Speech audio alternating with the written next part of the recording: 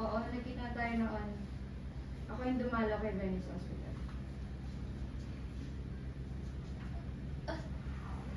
Sir, ba't po kayo napatawag? Ano pong kailangan nyo?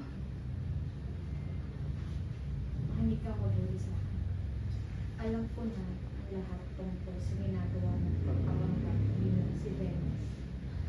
Kapag isinawalat ko ito, hindi lang si Venice at ang mga palma ang papahiya. Madadamay ka sa gulong ito, pati pamilya mo. Alam ko hindi mo gusto nang nangyari yun. Sir, ayoko po ng gulo eh.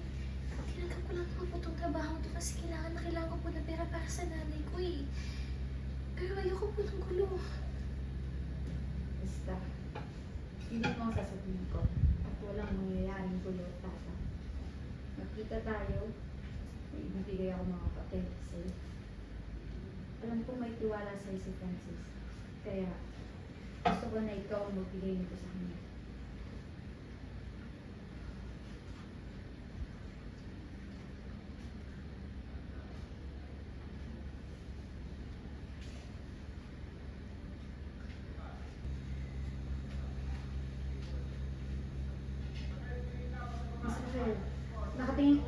Titingin din po kayo pagka ang action 5, 4, 3, 2, action!